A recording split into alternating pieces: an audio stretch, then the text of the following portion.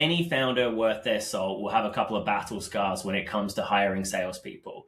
For the main reason that, number one, it's a little bit of an enigma when it comes to how do you do it well. But number two, there is so much at stake. If you think about it, you're a small business owner and you've got the salary, you've got the potentially lost leads if they don't convert them, you've got all of the extra time that the existing salesperson, more often than not the founder, needs to put into this person to get them up to speed. Like there's a lot going into it.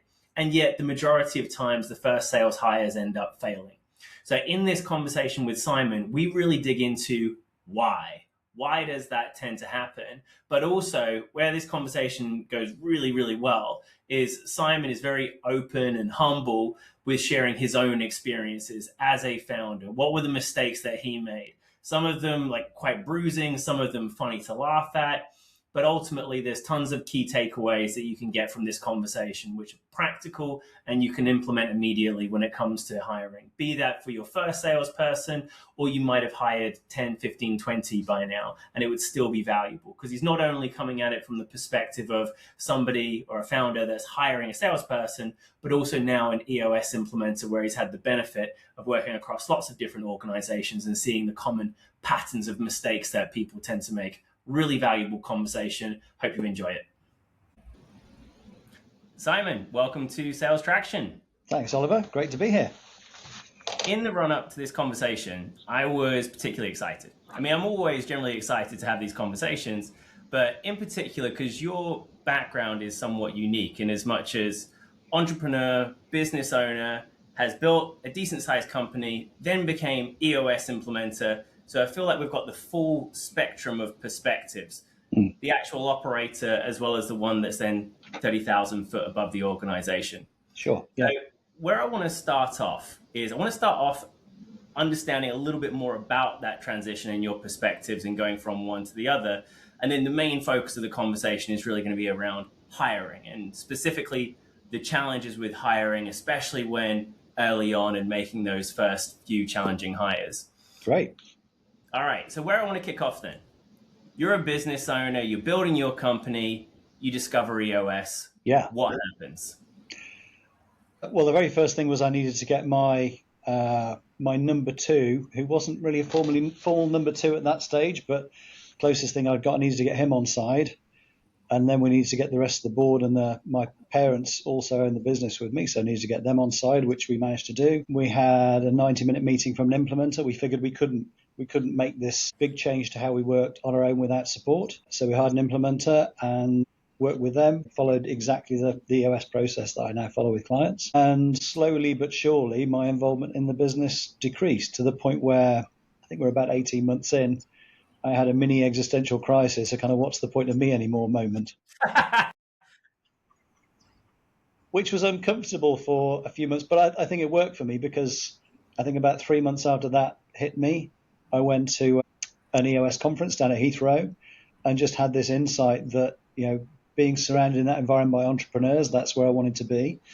And I went to a breakout session on becoming an implementer and went, yeah, that I could do that. That would fit. I think I'd always had this feeling that when I finally sort of, stepped out of the business, which for me looked like selling it, I would be some kind of business coach. So helping others to avoid the mistakes that I made. And I kind of went off that idea. But then when I found EOS, it's like, here is something tangible that I can teach that makes a massive difference, that's hugely valuable to businesses, and would deliver far more value than I could package my experiences up into. So now you have the great fortune of working across lots of other companies. What, if any, common threads of DNA do you see in companies that you see versus, I used to do exactly that? I think it's kind of just a general lack of clarity around business. And this cuts across the entire business, not just in sales, but also very pertinent to sales and what we're going to be talking about. So lack of clarity of expectations. And I think business is complicated. And when you're inside it just feels like almost one big muddle, right? That's one big kind of fog that's lacking structure. And I think what EOS brings is that structure and that clarity, as well as that consistent activity, which is what drives the results. And and a culture of accountability in the team, so that the dreams that you've got as the founder actually get translated into some tangible vision, documented plan that everybody's bought into, and that actually gets worked. Huh. Okay. Accountability, that is something which is synonymous with sales. Yeah. Give me a before and after. So before EOS, when looking specifically at the sales within the organization that Okay. you're running, and then after, like what is the I feel like people can get it in terms of a sentiment, but it kind of feels a little bit abstract. Like make it concrete as to what did it actually look like before versus post. I think so. In terms of sales and accountability, it's just setting really clear expectations about what good sales looks like and what the sales team are expected to deliver, and having the guardrails in place. So specifically about accountability is, for me, it's about being very clear and very careful about what you're promising. So think before you even make the promise and make the commitment to doing something, it's being very clear on, I can actually achieve this, I can actually do it, and here's roughly how I'm going to do it. Okay, I'm good to promise. Rather than just, before you've got that culture of accountability in place, people just promise things without really thinking about how they're going to follow through. So I think it's about instilling, okay, you're going to commit to that, you've actually got to do it. Yeah. And then with EOS having that regular review process in place, and the measurement as well, measurement is really critical. And one of the things I think we'll come on to is, success comes from activity. It doesn't come from an idea, dreams, a goal, without actually doing, picking up the phone, doing the quotes, whatever that sales activity looks like. It doesn't matter what the goal is. It won't happen, right? So just putting real structure in place and consistency and discipline to drive that. Yeah, and just real clarity around for your sales team about how they're going to be managed. Because they're managed kind of roughly in the same way as everybody across the business.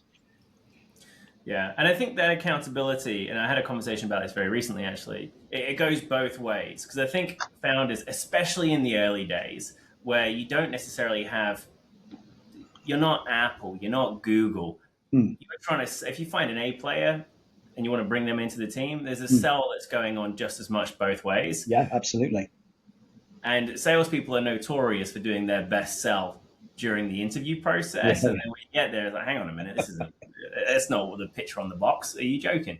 Yeah. But equally, I think founders are also often falling fault of doing the same thing. We're going to be on hockey stick growth. You could potentially have a slice of this. It's going to be worth that when we get further down the line.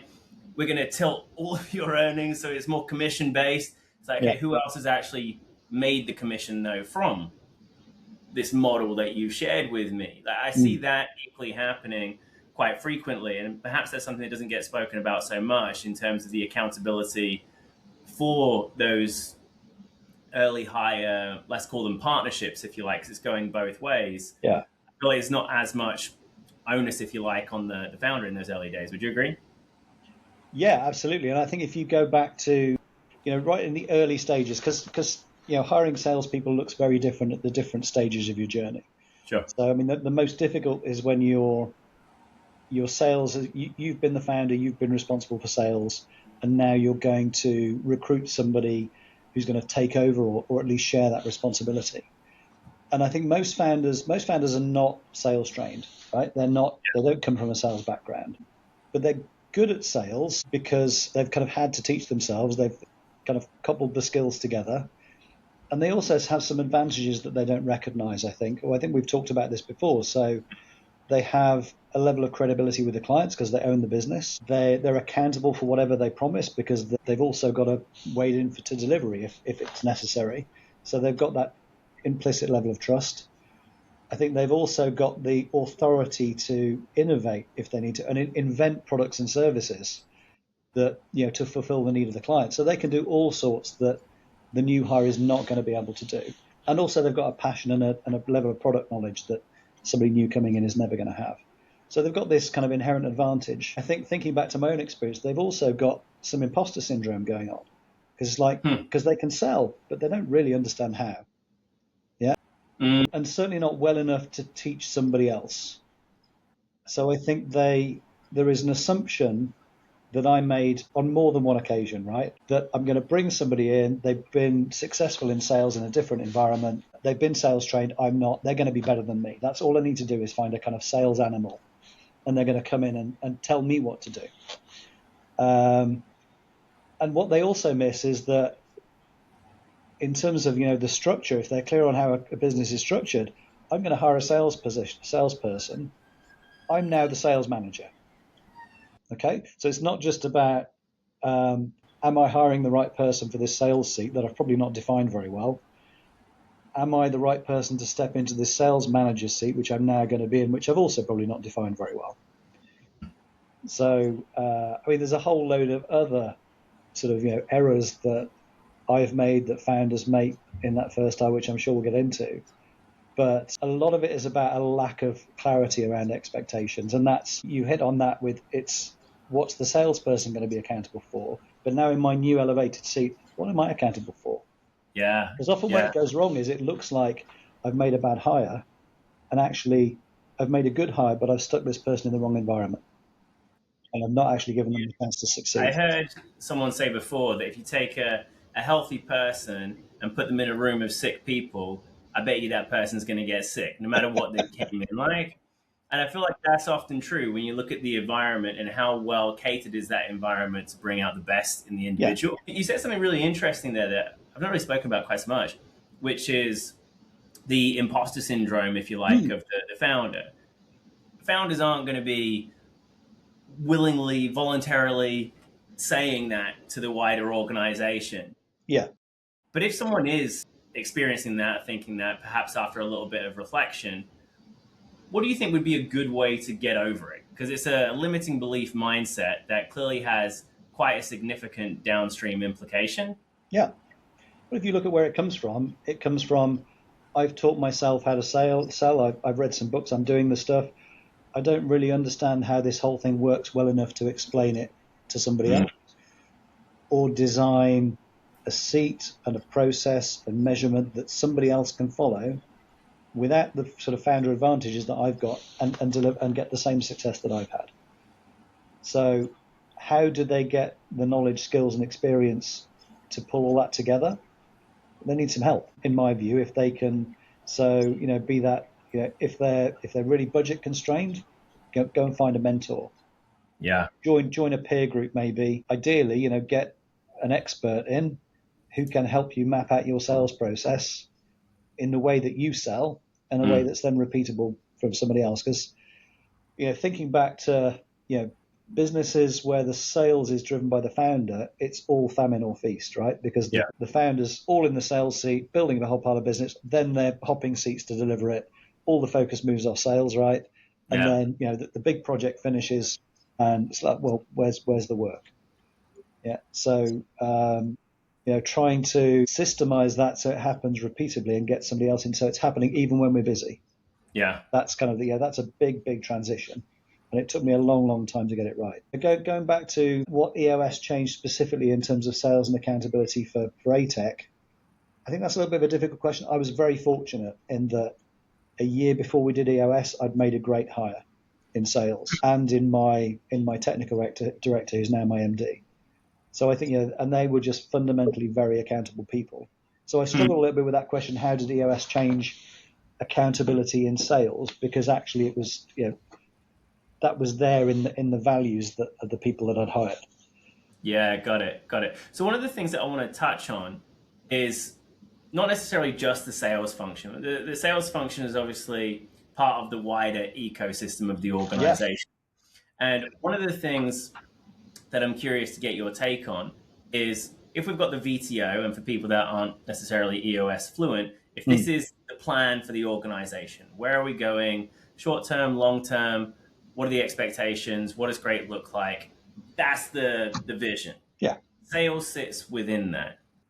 Yes. What's your take as to how you connect those two dots together, and any experiences that you might want to share in terms of where you've seen that either work well, or perhaps if there haven't been the guardrails in place of the wider VTO in terms of influencing the sales function? Well, let's talk. So that the VTO is essentially your clear, concise, documented vision and plan for the whole organization. And it consists of 8 simple questions, starting with the most strategic at the top and finishing with the sort of most tactical at the bottom. And the first question is, what are your core values? So this is, what are the standards of behavior that we're going to communicate to our team, encourage and enforce within the team? And a lot of businesses don't really have this. And the people that tend to be the hardest to align with values are often salespeople, and particularly the business development people, right? So in some ways, if you haven't defined those core values, it's a little bit unfair to bring a salesperson in and then say, your behavior is not consistent with what we expect. You haven't really told me what you expect, right? And that goes across with any person. But yeah, I've had salespeople who didn't behave in accordance with my core values, and I didn't call them out on it. I didn't, effectively I should have, led and managed effectively to pull them into line. But I was scared that they would leave because actually they were good at doing the job and they were winning business. And actually that's, people like that who really don't fit with your culture, or consistently present as not fitting with your culture, do untold damage to the organization you're trying to create. And just you need to be a strong leader, which I wasn't, and pull them into line, or they've got to go. So that's the first thing. But you've got to have people that fit with your core values. The whole team, everybody, because one bad apple spoils the whole barrel, right? So that's the first question. Second is core focus. So core focus is about being laser focused as an organization on the one thing that you can be the best in the world at, or at least the best in your market. So, and without those guardrails, I mean, particularly in the early days, what I find is you hire a salesperson and you leave them to go and do, to generate some business from somewhere. And, a few months later, you're like, okay, what have you got? And they've got a pile of stuff that isn't really what you sell, but it's kind of all they've got. And you end up doing it. I mean, that's the extreme version of being distracted and not being unfocused. And it's hugely expensive. And actually, if you can, because every time you get distracted, the opportunity cost is you're not doing the things that you want to be the best in the world at. So you're not making progress as a business. I mean, the ultimate of this, thinking back to one ridiculous thing that we ended up involved in as a security technology business. So I hired probably my first ever real sales animal. And, when I say sales animal, the kind of person who was completely focused on what he could sell and would do almost anything to get the sale. And he, to his credit, so his name was Steve, he built a really good relationship with a customer we already had, who were responsible for maintaining a whole bunch of motorway maintenance depots for the Highways Agency. And we kind of, with our project management design skills, we kind of became their guys, right? And Steve, bless him, saw an opportunity to win about £1 million worth of business for underground fuel tanks, which he was really excited about because there was a whole pile of commission. And I bet he was. Absolutely. And I kind of, and actually we could kind of do it. We had civil engineering experience, but it wasn't what we did. And it was a massive distraction, caused a lot of upset with the team. Yeah, we took a lot of these jobs, maybe not the whole £1 million, but certainly a few 100,000, until we had one underground fuel tank that went in at the wrong level, and we had to go and dig it all out again. No. It's just, So if we'd have actually thought about what is our core focus at that time, and enforced it, what the hell are you doing? Why are you even bringing this to me? Here's our core focus, and this is in fact, he wouldn't even have asked. Yeah, but at the time, it's like, I've got this expensive salesperson. This is all he's got. We better do it. I mean, this was 25 years ago, and part of our growing up as a business. Yeah, no doubt. I mean, to give you some context, we started off as an engineering company, so it was kind of it wasn't like your normal CCTV company that would go and do this thing, but still it was still madness in hindsight. That's crazy. Core focus, and then 10-year target. What's our ultimate destination? Is what you're now proposing to sell compatible with where we want to go as a business? So those are the kind of, and then you've got your 3-year picture, your 1-year plan. And so then when you come to ideally as a business, you'll have like a 3-year financial model. And we're just going through the budgeting process with ATEC at the moment. The team just presented it to me yesterday. And here is here's what we think our revenue is going to be in the next year. Here, and they've broken down exactly which clients it's going to come from, exactly which opportunities. So, the budget comes from sales, and then you have a gap, right? So, okay, that gap is new business. Where's that going to come from? What's our plan, process, measurement activities that are going to lead to us getting that extra million or whatever it might be? Yeah, fascinating. I mean, if you were to look at that and just place that as a backdrop, just use that as context. Now let's consider to bring it back to the thread of hiring someone, core focus. Well, what does that actually mean as it translates then to hiring a salesperson? Well, if your core focus is over here and it's at the enterprise part of the market, that's a very different hire versus if your core focus is directed to mid-market in a completely different industry. Yeah. Oftentimes when working with people in velocity, quite frankly, it's one of the easiest changes to make, or one of the easiest bits of low-hanging fruit, especially if you've got a product or a service which is very broadly applicable. Because it's like, well, we can sell to everyone. It's like, but everyone is not equally inclined to buy. Yeah. And they're two very different things. But by narrowing that, then helps inform, okay, well, this is then who the profile of the individual should be. The 3-year picture based on what that is tells you a very different story of the ideal candidate. The core values, very different story again. But I think oftentimes those things get dissociated of, no, this is just the company plan. Right, now go hire salespeople. No, that's the bedrock. That's the foundation. Everything else flows from that key North Star, if you like, that's tying the organization together. Yeah, but when you're looking at hiring somebody, you're looking at hiring. We have a tool which you'll know called the accountability chart. Yep. And that sets out all of the seats in the organization, the reporting lines, and the 5 roles or the 5 things that each seat, the owner of each seat, is accountable for delivering.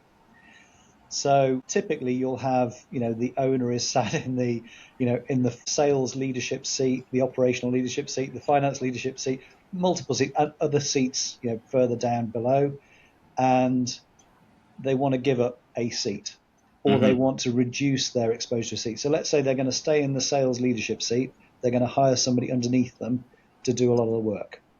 So it starts with having clarity on core values, what kind of person is going to fit in this organization. And we're going to be really, really clear and be able to define those values. And in the recruitment process, we're going to deliver a speech which defines them. We're going to try and discourage the person from taking the job. Because you said earlier that salespeople are really good. They're at their best selling when they're selling themselves in an interview. It's like, yeah, great. But if that's not you, why would you? This needs to be a genuine fit. Don't sell me on you and then present somebody. You can waste our time. Your CV looks messy. You've cost me a whole bunch of money. Neither of us have gained anything. Here's who we are as an organization. Speaks to you. Brilliant. We want you on board. And if it doesn't, please don't take the job. And I love it. That is, that's at the heart of the kind of core values thing, which, going back 20 years ago when I hired Steve, I thought core values were just bunk. And I learned the hard way that they aren't. That's just that tends to be the most common way. Right? Up until that point, it's just like fluff and air. Yeah. And you're like, okay, now I've bumped into that wall or I've burnt my fingers. I actually now get it. So the first thing is they need to be a right person for the organization, right? And that's completely non-negotiable. Then you look at the accountability for the seat, and that defines what they're going to be doing when they land here, right? So do they have the right aptitude to fulfill that, sit in that seat, to fulfill all those roles? Are they actually passionate about doing that kind of work? And have they got the skills and training and experience, which is the only thing you can maybe compromise on and build a plan to upskill somebody? Yeah. You've got to be clear on what that plan is, and you've got to be working it. Otherwise, it's just not going to work. So I think, it's extremely unusual for a non-EOS business to have, an SME, particularly the sort of micro end, to have that level of clarity in place when they're hiring a salesperson. So let's now get more into the tactical weeds of hiring those salespeople. Sure. Number one, what would you say are the most common pitfalls, if you like? If you were to line up 50 founders and you were to say, all right, I could guess the majority of these people would make this mistake when it comes to making their first 1, maybe 2 sales hires, what do you think those things would be? It's a lack of clarity about expectations. Part of leadership management is setting clear expectations so the staff member knows what's expected. And also you in your new sales management seat that you've just effectively elevated yourself into, you know what's expected of you. So I think, you could package there's a whole bunch of things that go wrong, right? You could classify them all as part of that big, expectations. So we've talked about the clarity on the kind of core values. We've talked about clarity on the aptitude, defining the seat, the aptitude, the passion, and the kind of skill set, which to an extent you've got to evaluate through a CV and experience and references and all this kind of stuff, as well as the interview process and the conversations that you're having. I think the other ways that it goes wrong is, so one key one I think is conflating marketing and sales. So, and if you are getting your new business development person, you're making them responsible for lead generation as well as lead follow-up and conversion, that gets very messy. And that is, if you think about that, they will go out and they will talk to the people that they know, and they will come up with the opportunities they come up with, and they probably won't be the opportunities that you want. My analogy for this, you've got the sort of hunter-farmer sort of traditional designation, right, of, say, business development hunting, and account management is farming. I think there's a kind of middle way, and I live in Shropshire. I live in the countryside in Shropshire. I'm surrounded by pheasants, right? So I've got a pheasant analogy for you. So if you think about, I want somebody who's going to shoot pheasants for me. So I'm going to send them out into the forest where potentially the pheasants hang out. They've got to know where to look for the pheasants. They've got to be skilled at sneaking up on the pheasants without disturbing them. They've got to be really reactive with the rifle, and they've got to be a great shot. That's a lot of skills to be asking somebody to have. And those kind of people probably are available, but they're going to be taken, expensive, hard to find, rare, all that kind of stuff. How do people actually shoot pheasants? Well, they have a marketing team who rear the pheasants in a forest, right? And then beat all the pheasants towards the people, your salesperson who's walking through the field with a gun, and it's hard to miss, right? And all you need then is your salesperson to be a decent shot. Yeah. Okay, and motivated to shoot pheasants. Excellent example. I've never heard it described quite like that before. Yeah, well, I mean that is mine, and it came from me being on a run and being surrounded by pheasants, I think. But that is like, so. And I don't want to minimise how difficult it is to build that marketing operation. That is a challenge in itself. But expecting the salespeople to do that is, you're looking for some really unusual salespeople who are probably going to be very difficult to manage. Yeah. So if you can de-skill the sales function in terms of converting leads rather than generating leads, that's massively valuable, because you've got a much wider availability of candidates, and they're going to be cheaper, and you can probably afford two of them, and they're also going to be much more successful.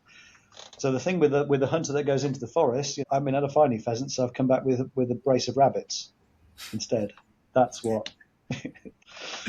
Yeah. Well, one of the things that it brings to mind for me is commonly the way that I see that the first hire is made is the founders, let's say the one that's initially selling, they get busy. They're told, hey, you need to also do other things. Hire someone. So then they make the first hire. The first hire then gets busy. And then it's a case of, okay, they're really busy. We should probably get another one. And then it just kind of appears. We kind of fall into, we've now got 4 or 5 people.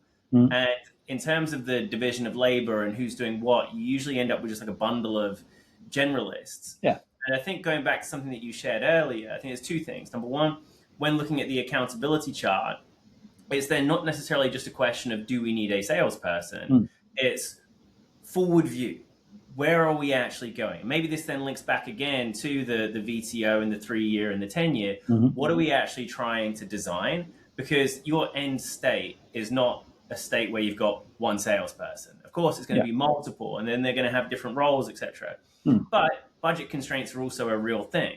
And so I think then when it comes to those first hires, if it is the case that you've only got the budget for one, it's then perhaps the acknowledgement of, okay, I'm going to do the best I can with what I have right now, but this is not where it's going to be. As soon as I've got the surplus budget, I'm going to be splitting that role into a second role. And then we have the find it, the win it, the grow it, the different departments. But I think, and I'm reflecting back on, I took a role before, about the previous role before setting up Velocity. I joined as the first employee way back when, 8 or so years ago. And the owner of the company said to me, is like, look, Ollie, I really want to hire you. I don't really have a role for you. I don't really know what you'd be doing, but I think you should get on board and we'll figure it out anyway. Okay. As like, you would never recommend that. You would never recommend that. But it was expectations fully set. I knew that it was going to be generalist. I was happy in that environment initially in order to create the structure. And then it was very quickly a game of how quickly can you then offset, and then ramp other people on. But I feel like instead it's just, well, if I get a salesperson, they just sell, don't they? Can I just mention something? So the kind of journey you just talked about there, I mean, that absolutely can work. But the kind of people that succeed in that kind of environment with a complete lack of clarity are the kind of people that go on to found businesses, like yourself. True. I'm not advocating for that. No, I'm sure it's not. But I just, in case anybody took from that, well, this can work. I just need to find the right person. Yeah, that they will probably be, they're those kind of people who can try and organize that complete lack of direction and do it for themselves. Yeah. They're typically running their own business. Yeah.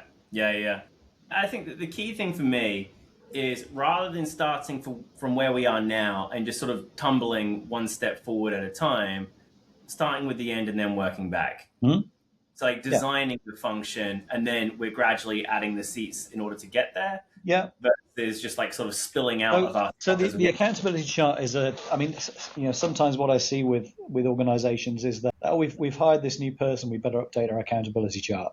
So they use it as a historical kind of, this is where we are tool. And you've touched on, it is there to be used as a planning tool. It is there to, okay, here's what our structure looks like. I can see that, our sales team is overrun, is hugely busy. We need to expand it.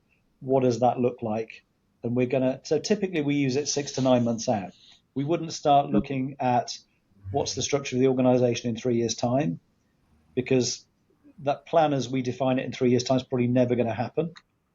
And even the thinking behind the plan isn't necessarily that valuable, because it's so far removed from, we might put in a 3-year picture, we might say, we think we're going to have a sales team of 5 people. Yeah, but we wouldn't probably invest a lot of time to work, well, exactly what are those 5 people doing? That will come.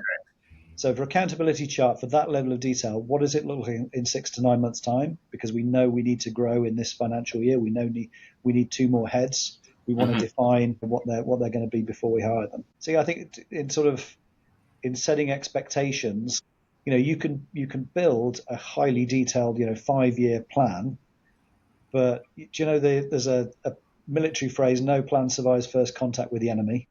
Yeah. I think it's the Ali quote, which is no plan till you get, there's always a plan till you get punched in the face. That's the Mike Tyson one, yeah. Everybody has a plan till they get punched in the face. Absolutely, yeah. So, and actually the value in most plans is in the thinking. The document in itself that results in it probably isn't that valuable, but the thinking that goes behind it is. And the further you extend out, the less valuable the document or the thinking is. So in terms of translating that hire into action, so I think the other thing that businesses often lack is a clear understanding of the sales process, and also a clear understanding of what the measurement points are and the activities they should be measuring.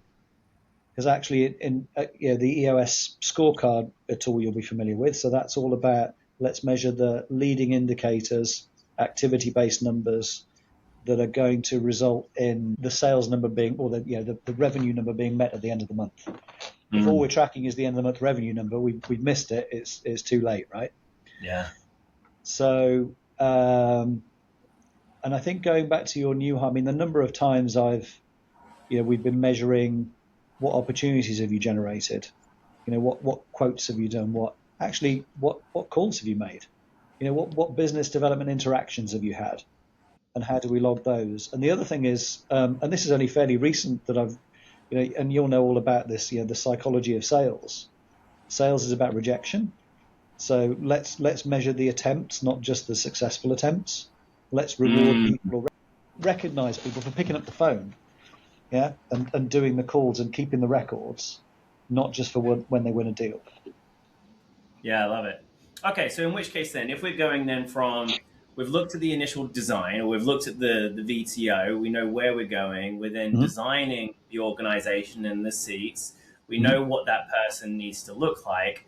Let's just go one step on from that. When we're looking at the onboarding, how is it that we're ramping that person up? Because one of the things that I've certainly observed is, especially if you're paying a half decent salary, that person can often have a target on their back very quickly because it's just a pure cost up until the point of them producing revenue. Of course, just go straight down to the bottom line. And so this kind of links back to what we were saying earlier, which is, did you give them a fair shot? Did you set them up well?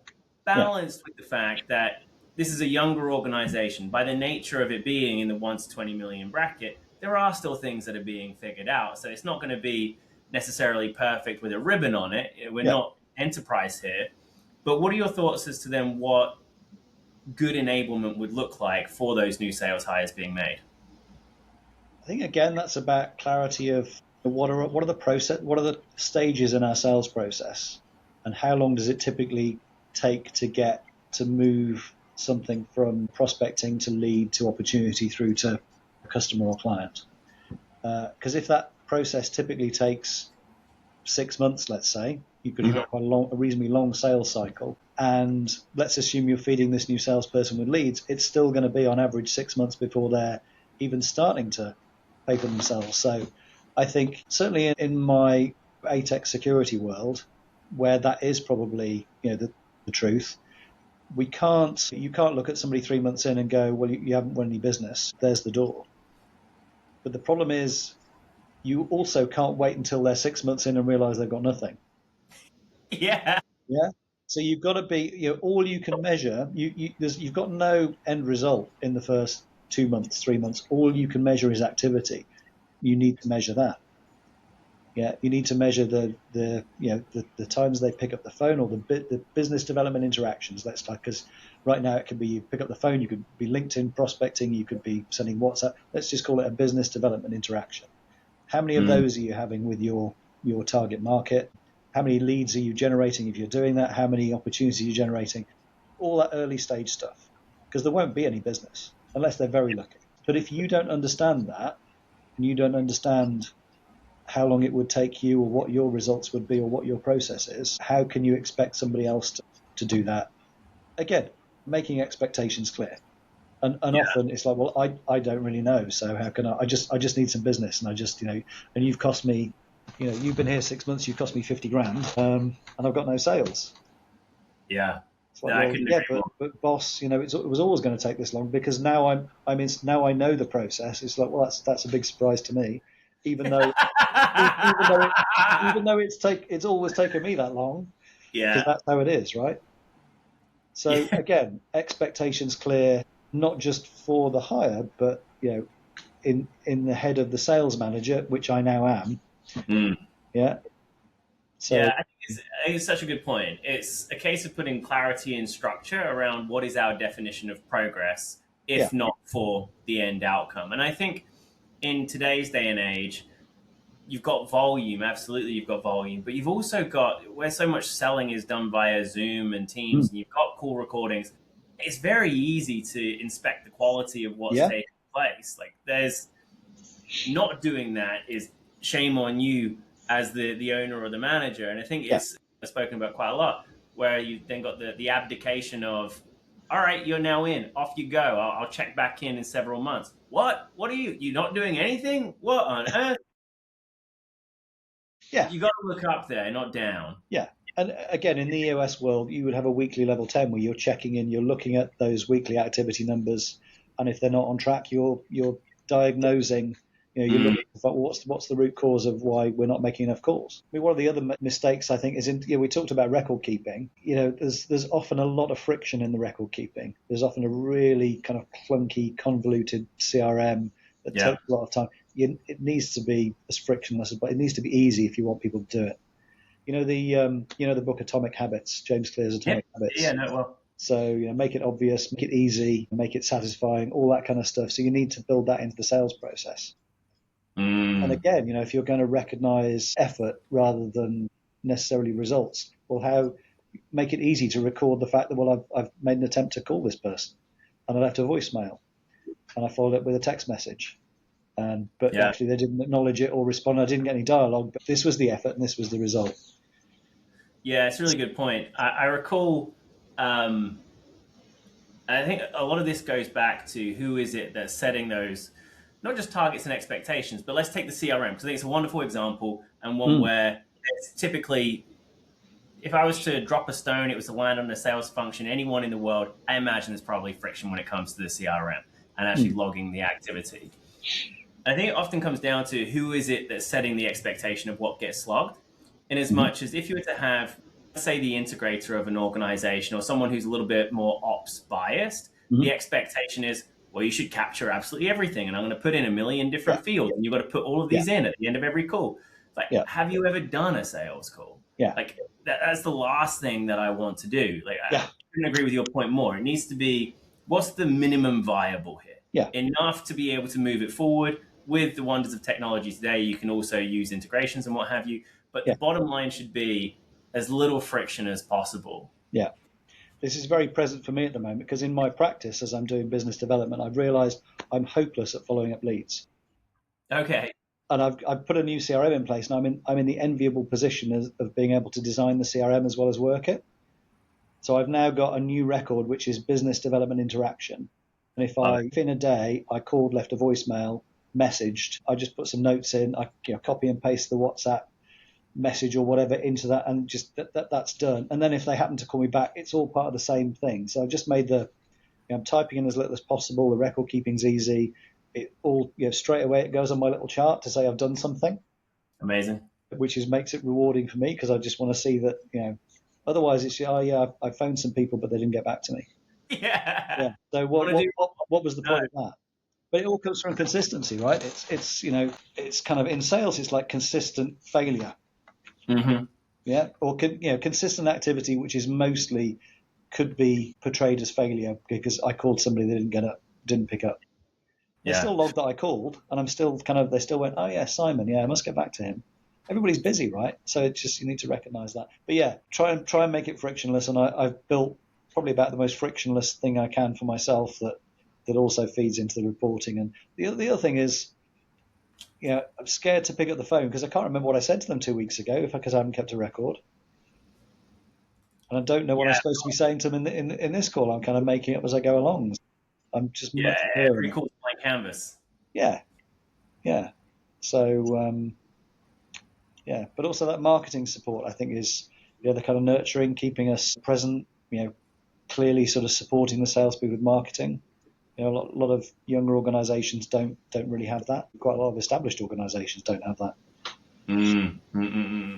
So where I want to round this out is if we've basically gone through the flow of design, selection, onboarding, let's say worst case scenario, I'm a founder and I'm looking at this person, let's say I'm a month in, and have I done things perfectly? No, but I am where I am.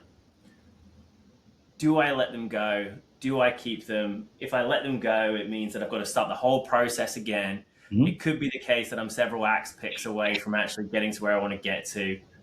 How long would you recommend is or what would be the rule of thumb that you might provide in terms of how long before pulling the trigger? So probably the first red flag is the way they're behaving is not in accordance with our values. Mm-hmm. And that needs to be called out straight away. You need to give them an opportunity to fix it. If they're not going to fix it, or if it's not fixable, don't wait at all. That needs to be nipped in the bud straight away. Mm-hmm. If it's more of a performance issue, then that comes down to what am I measuring? How do I know they're not doing what they're supposed to be doing? So am I just measuring the results? In which case you need to leave it 6 months, 12 months, whatever your sales cycle is for your deals. Which is why you need to be measuring activity, so you get that early warning.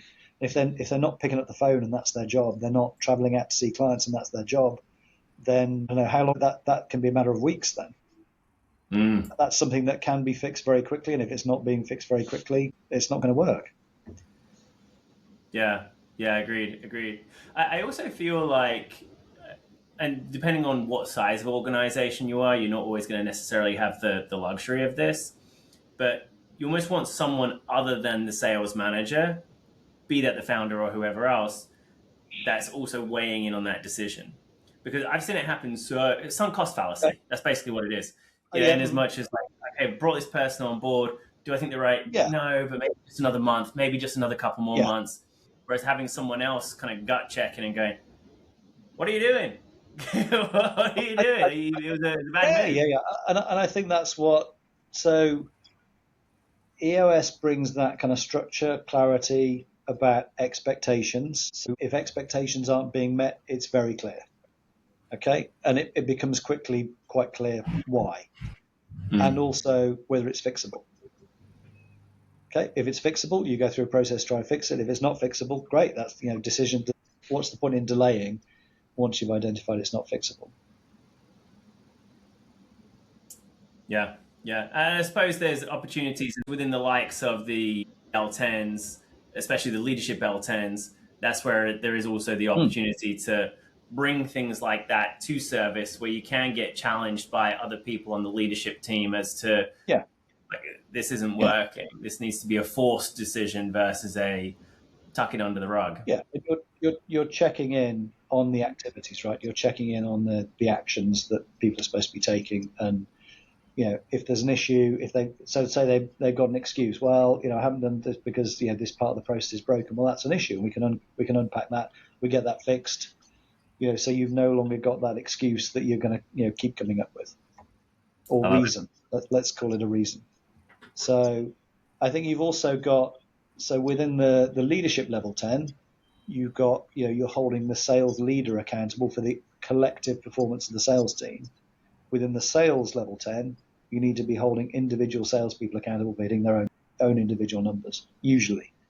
Yeah. There might be environments where actually a team target works, but usually you've got to be recognizing individual performance, I would say.